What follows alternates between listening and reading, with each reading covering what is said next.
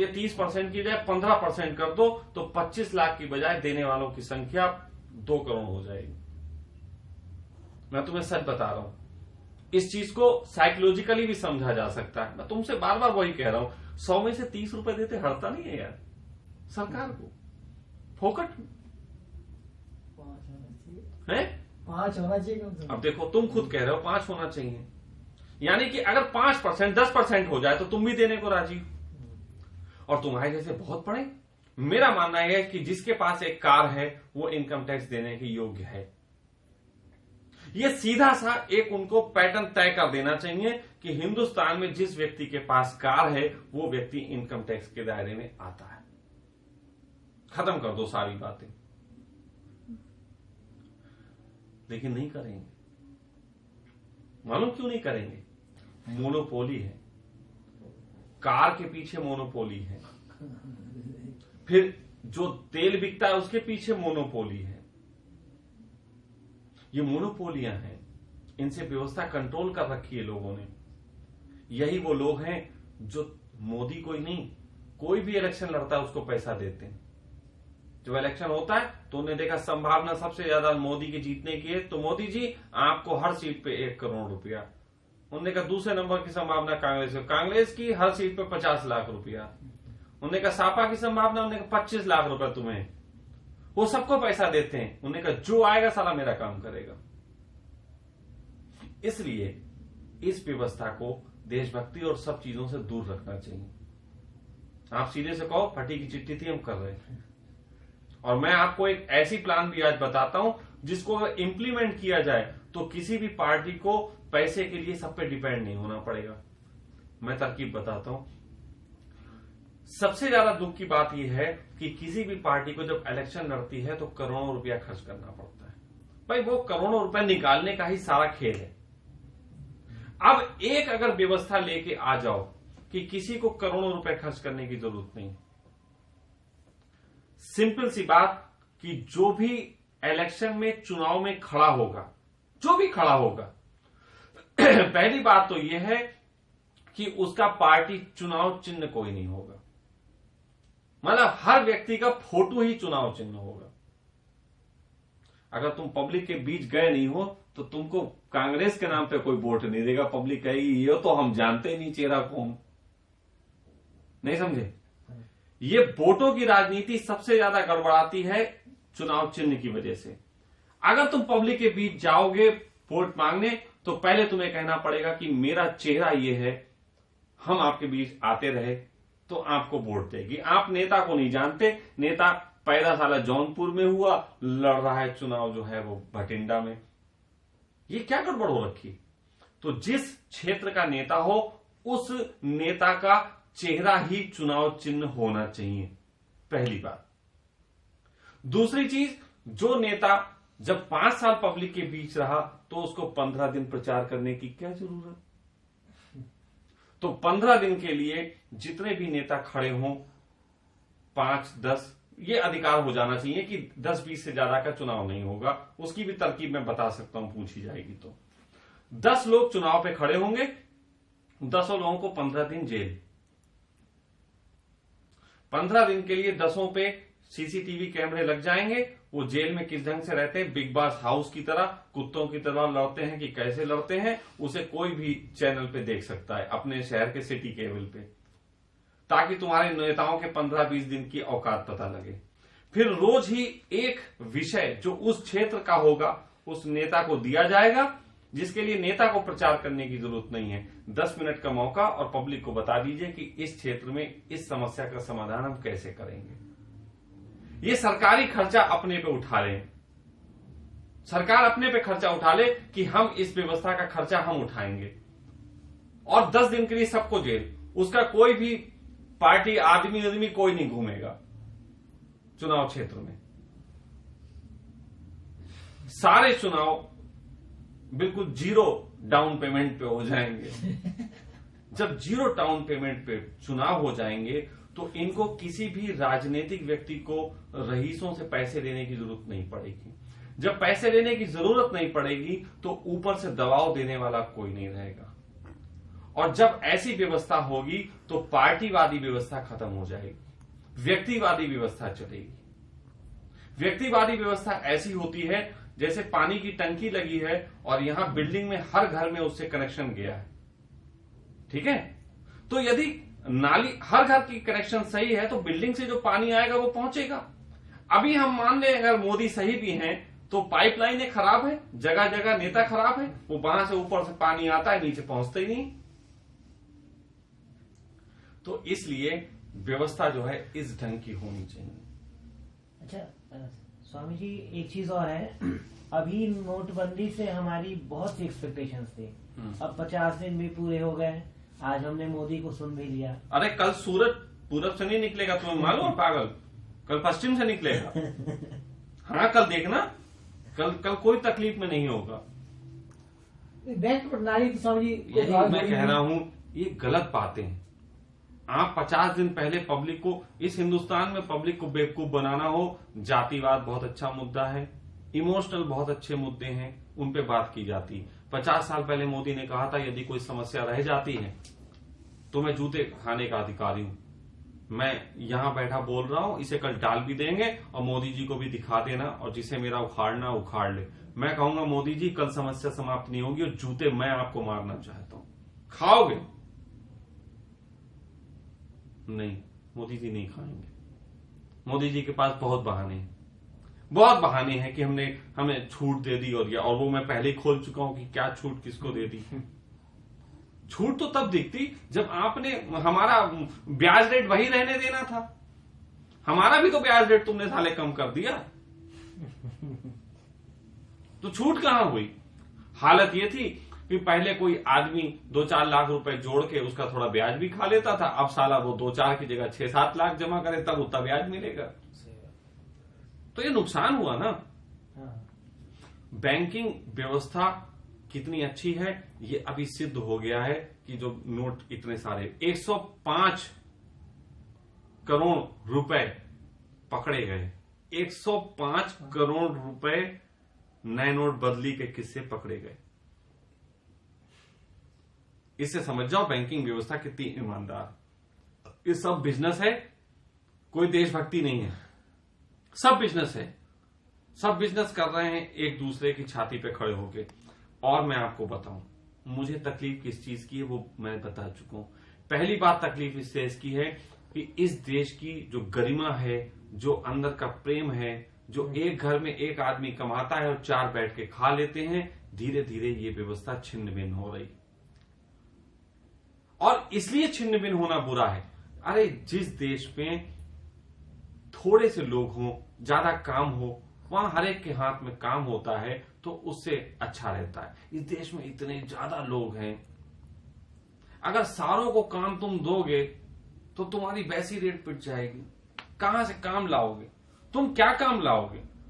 तुम जातिवाद के मुद्दों पर अभी लड़ रहे हो, तुम काम कहीं से ला ही नहीं पा रहे हो, तुम सिर्फ बात कर रहे हो काम लाने की, काम कुछ नहीं आ रहा। हमने अपनी जातिवाद करना शुरू कर दिया, अमेरिका में वो एक आ गया, उसने कह दिया कि हम अब हिंदुस्तान ये सब एम्प्लॉयमेंट बंद करेंगे, हम यहां से लोगों को भगाएंगे, तो सब देश अपनी ऐसी शुरू कर देंगे तो हमारा तो सब खत्म हो जाएगा। इस देश की व्यवस्था में बहुत सारी बातें समझदारी की करने की थी।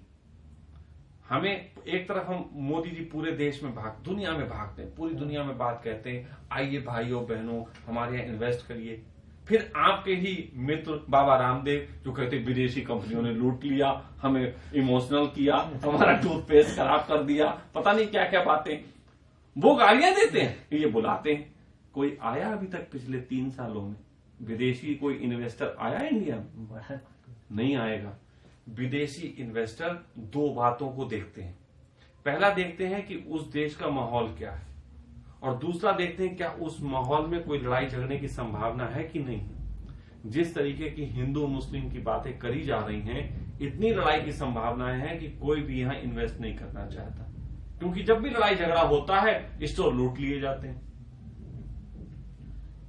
इसलिए एक पहले फैसला ले लो कि विदेशियों को बुलाना है कि नहीं बुलाना है। अगर तुम्हें बुलाना है तो बाबा रामदेव का मुंह बंद करो, और नहीं बुलाना है तो इसके पक्ष में खड़े होकर खूब जोर जोर से बात करो। तो स्वामी जी एक चीज और है कि जैसे मोदी जी जाते तो बुलाने ही हैं, अलग बात है कि इनके पास ऐसी, जबकि हमारा भारत ऐसा है कि मार्केट सबसे बड़ा हमें इंडिया का दिखता है, जनसंख्या सबसे ज्यादा भारत की है। बिल्कुल है। तो ये उसी बेसिस पे ये बिगुल बजा रहे हैं कि हाँ भारत में सबसे। भाई तो तुम कमाने आओ ना कह रहे हैं। हाँ। कि कमाने आओ कह रहे हैं, हमें कुछ दे जाओ ये कहाँ कह रहे हैं। हाँ भाई देखो, अगर तुम ये कहते हो कि विदेशी यहाँ आए इन्वेस्ट करें, तो तुम ये कह रहे हो कि यहाँ वो कमाने आए, तो यहां से कमा के तो वो वहां ले जाएंगे, तो पहली बात तो ये गलत है। दूसरी बात, अगर तुम कहते हो कि विदेशी यहां से भाग जाएं, जैसे बाबा रामदेव कहते हैं विदेशी कंपनियां भाग जाएं, तो हमारे लोगों ने जो विदेशों में कंपनी लगा दी है, विदेशी उन्हें भगा देंगे। तो लौट आप कह रहे थे विदेशियां आए या ना आए? मेरा मानना यह है कि अब ये देश के चूतिया पे बंद करना चाहिए। हमें पूरे दुनिया को एक होकर देखना चाहिए। जो जहां बिजनेस करना चाहे करे, जो जिस देश जाना चाहे जाए, जिस देश में रहना चाहे रहे, हमें इससे कोई आपत्ति नहीं होगी। हमारा तो पैसा मतलब विदेश से यहाँ आए काम करे या कंपनी आए यहाँ पर, इससे आपका क्या राय है? मेरा स्वागत है, आना चाहिए, सबको आना चाहिए। अरे सबको आना चाहिए और जल्दी आना चाहिए और कम से कम नियम में आना चाहिए। लेकिन तुम्हें मालूम नहीं है अभी ये लोग करते क्या है। विदेशी कंपनियों को बुलाते हैं, विदेशी कंपनियों से कहते हैं यहाँ आओ, वो यहाँ पे आते हैं, 5,000 करोड़ रुपए की टोकन मनी लेके काम करते हैं।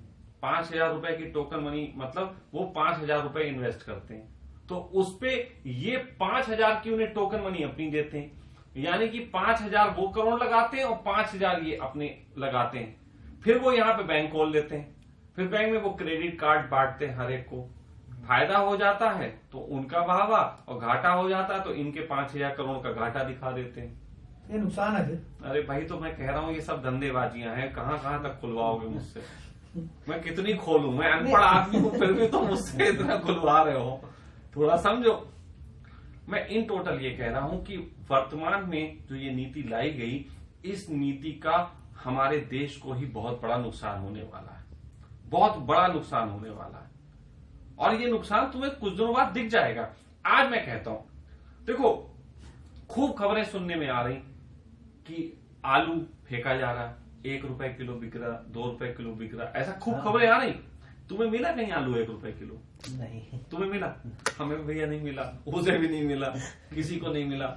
समझिए इस नीतियों का आपका कहना है किसको नुकसान होगा? इस नीतियों का इन टोटल इन नीतियों का नुकसान होगा। किसको होगा नुकसान? इसका सबको होगा, सबको होगा। मनी भाई तुम भी लपेटे में आओगे, तुम्हें नहीं मालूम है।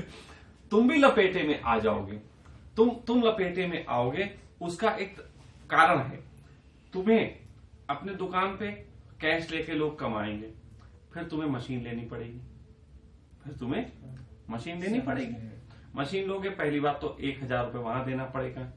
1,000 रुपए वहां पे देने की वजह से, और फिर हर आदमी को तुम्हें बिल भी एक तरीके से बिल हो गया। समझिए नुकसान है। अरे सुनो, हाँ नुकसान है तुम्हें। अभी कैसा नुकसान है सुनो ना। फिर तुम बिल बनाओगे। अब बिल बना के जब तुम एक व्यक्ति से खरीदारी भी करोगे, वो भी डिजिटल करोगे, तो तुम कंपनी को वहां भी टैक्स दोगे, 5% जो भी दोगे। अब तुम्हारे पास सामान महंगा आया, सुनना, अब सामान महंगा आया, मतलब तुम एक व्यक्ति तुम्हारे पास 1,000 रुपए का अगर कपड़ा खरीदता था, तो वही कपड़ा अब लगभग 1,250 रुपए का हो जाएगा। ठीक है। अच्छा, तुम्हारे पास कोई व्यक्ति 1,250 रुपए का क्यों खरीदेगा? क्योंकि तुम भी मानते हो कि वो लोग जो सब पहले से टैक्स दे के सही से बैठे हैं, वो बड़े बड़े शोरूम बना के बैठे। हर कंपनी ने अच्छे शोरूम बना रखे। तुम्हारे पास इसलिए खरीदने कोई आता है क्योंकि तुम्हारा थोड़ा सस्ता पड़ता है। जब तुम्हारा भी रेशियो में महंगा हो जाएगा, तो उस कंडीशन में शोरूम की ही बिक्री बढ़ेगी, तुम्हारी कम हो जाएगी। तुम्हारी बिक्री कम हो जाएगी। इसमें देश का फायदा है क्या? हमारे भाई देश का तो फायदा है, व्यक्तिगत रूप से तुम्हें तो नुकसान होगा।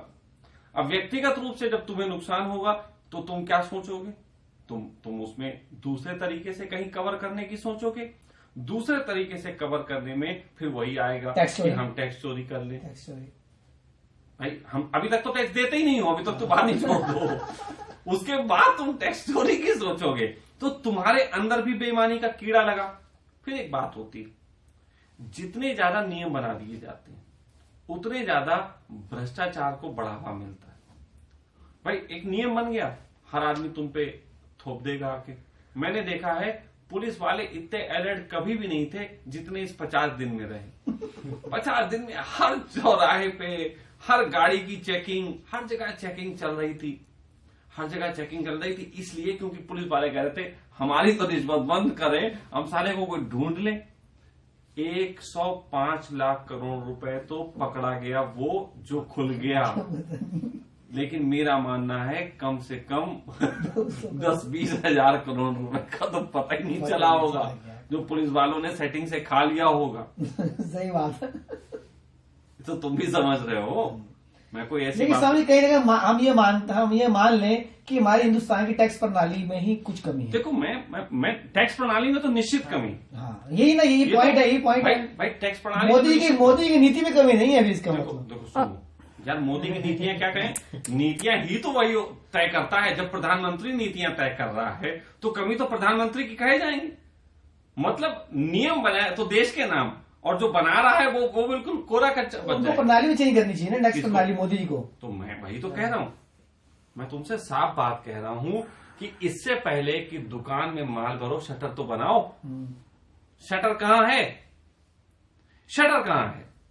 शटर कहीं नहीं है। अगर केवल ये कह देते कि हम, जब भारतीय रिजर्व बैंक के तहत बात आती है तो केवल एक एप्लीकेशन चलेगी, भारतीय रिजर्व बैंक। भाई पहले भारतीय मुद्रा चलती थी ना, आज एक ऐप भारतीय रिजर्व बैंक का क्यों नहीं चल सकता? क्या जरूरत है इतने सारी कंपनियां अपना ऐप लेके बैठी हुई हैं? भाई ये सारे भुगतान केवल उससे होते। अब जब तुम कहते हो तुम्हारा अंगूठा बैंक है, तो ये भी खत्म करना चाहिए कि तुम्हें क्रेडिट कार्ड लेके जाना है। अरे आधुनिक व्यवस्था तुम कर सकते थे, तुम स्वैप मशीन की जगह अंगूठा मशीन बना सकते थे। अंगूठा एक आदमी लगाता और पेमेंट कर देता, उसका पासवर्ड उसके दिमाग में होता, अंगूठा लगाता पेमेंट कर देता। लेकिन तुमने ये सब नहीं किया। अरे ये सब भी कर लेते पहले, ये सब तैयारी हो सकती थी, इसमें कोई बड़ी बात नहीं है, तैयारी की जा सकती थी। इतना बड़ा व्यवस्था सिस्टम है, तैयारी की जा सकती थी। लेकिन इनको इसकी तैयारी करने से कोई लेना देना नहीं, इनको मुंह से बकवाक करनी है, बस बकवाक का ही पूरा खेल चल रहा है, इमोशन का खेल चल रहा है। भारतीय इतिहास में प्रधानमंत्री की गरिमा कोई नहीं। हम मोदी के विरोध में नहीं, हम एक पार्टी, कोई भी पार्टी अगर इसकी जगह कांग्रेस भी होती, सब हम उसका विरोध करते। आप मोदी आज भी भाषण देने चढ़ते हैं तो प्रधानमंत्री की गरिमा नजर नहीं आती, आज भी वो भाजपा के एक कार्यकर्ता ही नजर आते हैं। एग्जैक्टली यार कार्यकर्ता से हम बात करेंगे, हम प्रधानमंत्री की गरिमा का सम्मान कर सकते हैं, लेकिन एक पार्टी के कार्यकर्ता का हम सम्मान नहीं करेंगे, क्योंकि वो पार्टी की नीतियों के तहत काम कर रहा है। और बार बार कह देता हूं, किसी भी देश की तरक्की के पीछे एक राजा की सोच कारण बनती है, और राजा वही अच्छे निर्णय लेता है जिसके पीछे एक जागे हुए इंसान की सोच होती। लेकिन जागे हुए इंसान वो नहीं चलेंगे जो किताबों में थे, जागे हुए का मतलब जो जीवित हैं, उन इंसानों की सोच चलेगी। तो हमारे पास कोई एग्जाम्पल है जो मोदी के पीछे, मोदी को गाइड करता हुआ और जागा व्यक्ति हो, जिसपे देश विश्वास करता हो? क्या ऐसे किसी व्यक्ति का गाइडेंस मोहर है? नहीं है। आपके पास आदर्श है भगवान राम, भगवान राम के आदर्श पे आप काम करते हैं, तो भगवान के आदर्श वो तुम्हें टोकने नहीं आ रहे, तुम उनके नाम ही लेते रहोगे, आदर्श तुम्हारे पास कुछ नजर नहीं आते। ये जब भी कोई व्यक्ति उन लोगों को आदर्श बनाएगा जो कि अब जीवित नहीं है, तो केवल आदर्शों के नाम पे लोग अपने मतलब की रेल चलाते हैं, पटरियां बिछा के, और कुछ नहीं करते। आदर्शों की पटरी बिछा दी जाती है, रेल अपनी छुक छुक छुक करती चलती, बस इतना ही होता है। सर एक चीज और, आपने इस चर्चा के दौरान भ्रष्टाचार के बारे में बोला, तो भ्रष्टाचार हमने जो सबसे ज्यादा देखा वो कांग्रेस के टाइम में था। अभी तो हमें कोई भाई देखो, हाँ। एक छोटी सी बात सुनो। कांग्रेस के समय में एक इल्जाम ये आता था कि कांग्रेस जो है सीबीआई का इस्तेमाल करती, सीबीआई को अपने कंट्रोल में कर रखा, और कांग्रेस के वक्त में सबसे ज्यादा कांग्रेस के लोग पकड़े गए। तो इससे उनकी ईमानदारी दर्शाती है कि उससे उनकी बेईमानी? सोचना, थिंक अगेन। अगर मोदी के समय में मोदी का कोई मंत्री भ्रष्टाचार में लिप्त नहीं पाया जाता 5 साल तक, तो इसका मतलब ये नहीं है कि इनकी सेना में बहुत ईमानदार लोग हैं, बल्कि इसका ये मतलब है कि इनका सेनापति अपने बेईमानों को बचाने के लिए भी काम कर रहा है। यानी कहीं ना कहीं हर चीज को कंट्रोल किया जा रहा है सारे। वही तो कह रहा हूं यार। चुनाव आयोग कितने सालों से कह रहा है कि जितनी भी पार्टियां हैं इनका सारा पैसा जो है पब्लिक के सामने आना चाहिए कि इनके पास आता कहां से। उस पर कोई बात नहीं करता। मायावती के पास अभी पकड़ा गया कि 104 करोड़ रुपए उनका 50 दिन के अंदर जमा हुआ। क्या कांग्रेस और इन सब की भी खोलो? अरे हम तो कहते कांग्रेस और इनकी क्यों, केजरीवाल की भी खोलो कि कितना उसके पास था। आया 50 दिन के अंदर आपको सब पता लग जाएगा। 100 करोड़ से कम किसी के पास नहीं आया हो। अब तो क्या समझते हो, ये जो काले धन वालों ने 500,000 के नोट इन्हें दे दिए तो ये क्या गिफ्ट कर दिए? गिफ्ट नहीं कर दिए, इससे घोटाले होते हैं। कैसे होते हैं वो भी समझा देता हूं। घोटाले ये होते हैं, उन्होंने कहा कि मायावती जी के पास एक आदमी क्या होगा, उन्होंने कहा बहन जी हमारे पास 2 करोड़ रुपए के नोट रखे हुए, हम तो चुनाव लड़ने को बैठे थे। अब बहन जी क्या होगा? बहन जी का खाते में जमा करवा दो।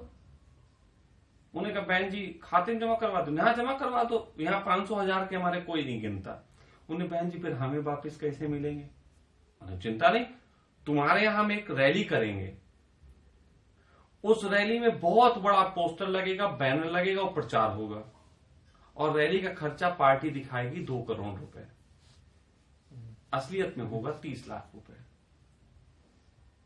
तो वो आपको 1,70,00,000 रुपए पीछे के रास्ते से पहुंच जाएंगे, लेकिन रैली का खर्चा आप ही से निकल आएगा। इतनी सी बात है। ऐसी सेटिंग होती है, ये तरीके हैं। पार्टियों को जो धन देते हैं, तुम मत समझना कहीं पार्टियों तुम देखो बीजेपी की कितनी बड़ी रैली हो रही, कितनी बड़ी बड़ी पोस्टर लगते ईरान से तुरान तक। मैं साफ बात कहता हूं, जितनी बड़ी रैली हो रही उतना ही ब्लैक मनी व्हाइट मनी करने का खेल चल रहा है।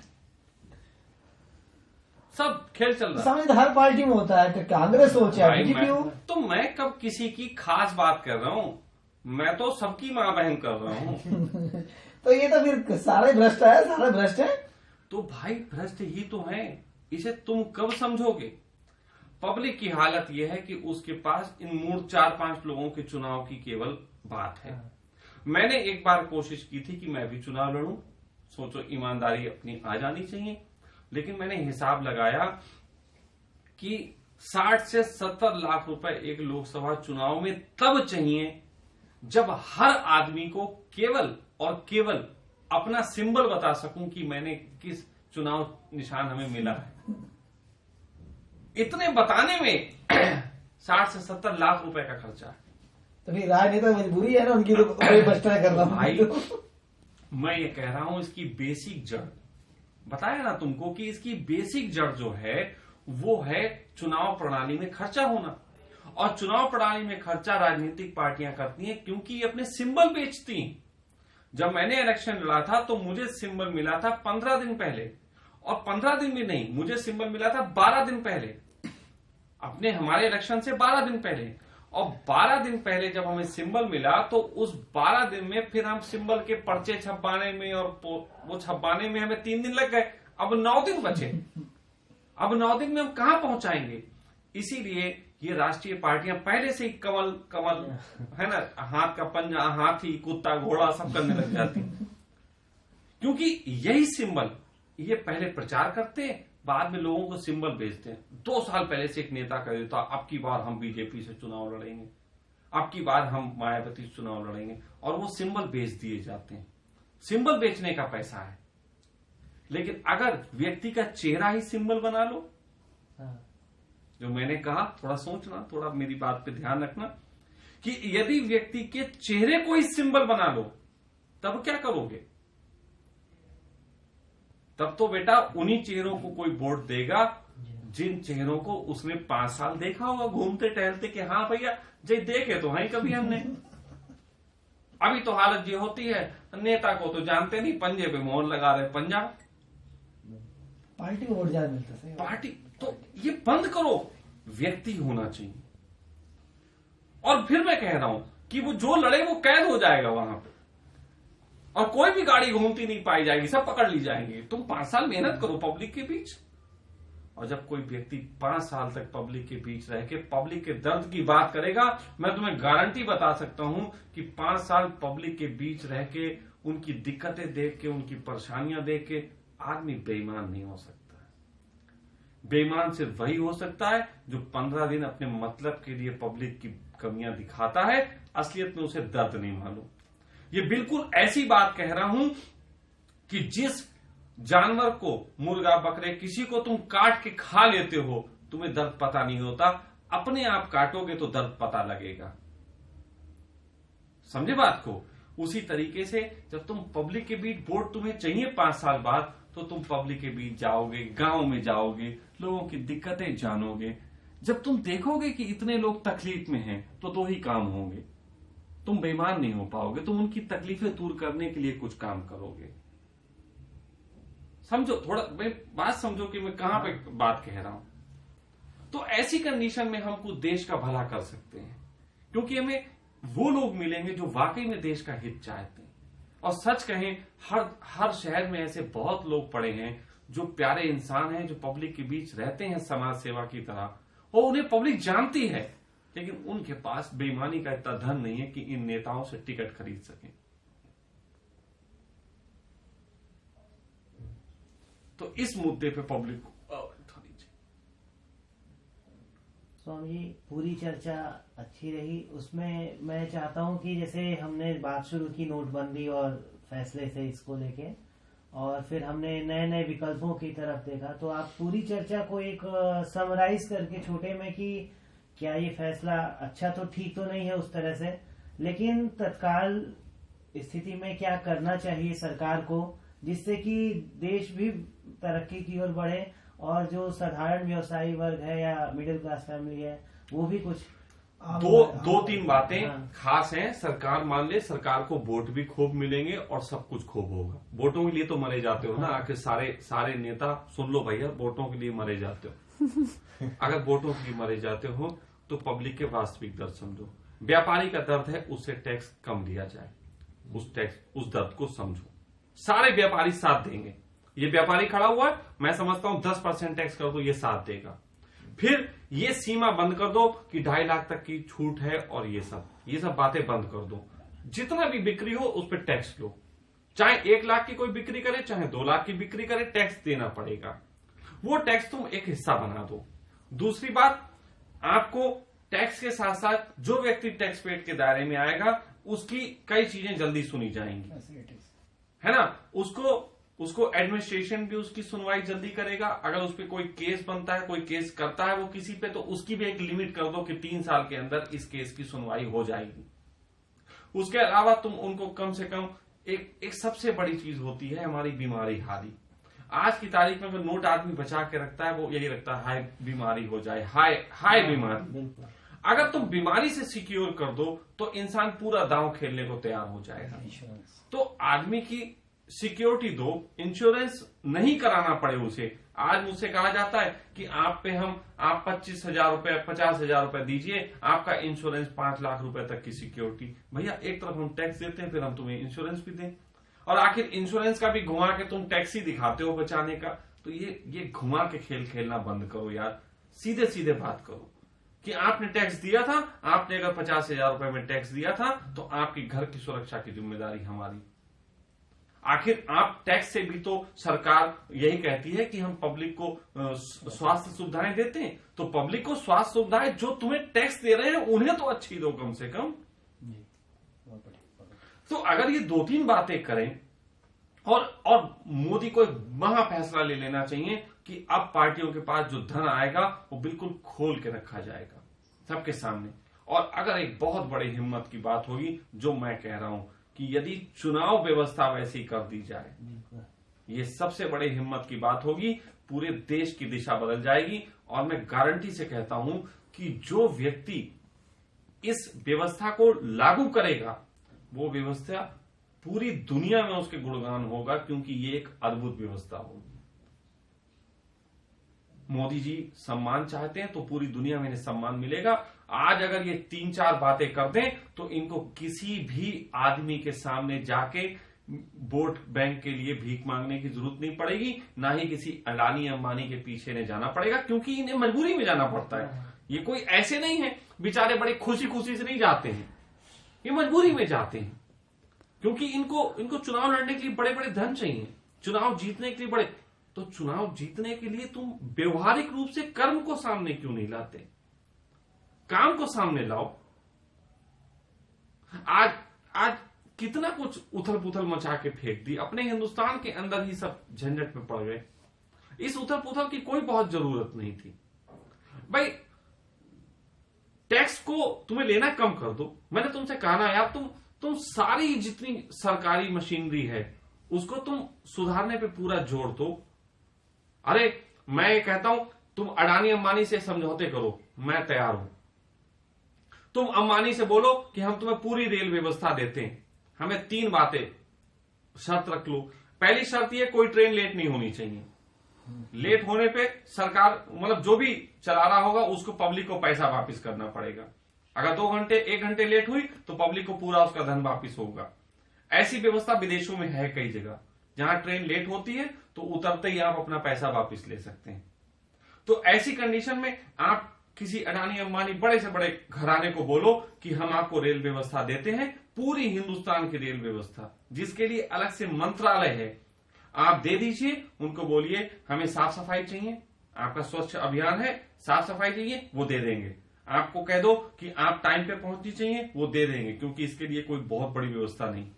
आप ये कह दो कि जो हम आपको जितने भी रुपए की आज टिकट होता है, इससे 10% बढ़ाने की हम आपको छूट देते हैं, ये दे देंगे। आपको मालूम है, काला धन रेलवे डिपार्टमेंट के पास नहीं होता, रेलवे डिपार्टमेंट के हर कर्मचारी के पास, साले के पास होता है। ऐसी स्थिति में मैं मानता हूं कि रेलवे डिपार्टमेंट को पूरा अगर ठेके पे दे दिया जाएगा तो कोई भी खर्चा नहीं करना पड़ेगा। कम से कम 10 लाख करोड़ रुपए कोई भी व्यापारी इनको दे देगा साल का। इतनी बड़ी व्यवस्था हिंदुस्तान की है। तो छोड़ो यार टैक्स, 10 लाख करोड़ रुपया सीधे सीधे तुम्हारा रेलवे दे सकता है। और ये मैं कोई बातें नहीं कह रहा हूं, अगर मुझ पे विश्वास हो तो मुझे तुम दे के देखो। मैं 10 लाख करोड़ रुपया तो नहीं रखता हूं, लेकिन इतनी समझ रखता हूं कि साल भर में तुम्हें 10 लाख करोड़ कमा के दे दूंगा। मुझे मालूम है कैसे कमाए जाते हैं। सीसीटीवी की जरूरत तुम्हारे डिपार्टमेंट में नहीं है, सीसीटीवी की जरूरत हर रेलवे कंपार्टमेंट में है, जहां तुम्हारा टीटी जाके पैसे लेके पर्चियां काट लेता है। समझ रहे हो? तुम रेलवे डिपार्टमेंट, तुम्हारा जो department, suppose that audience clothing फैक्ट्रियां हैं इतनी बड़ी बड़ी जो कपड़े बनाती, आप उनसे बढ़िया से क्वालिटी के कपड़े बनाओ।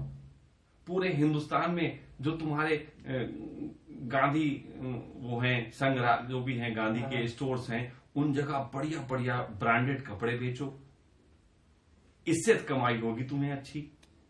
अब तुम जॉकी के कपड़े लेने जाता है क्या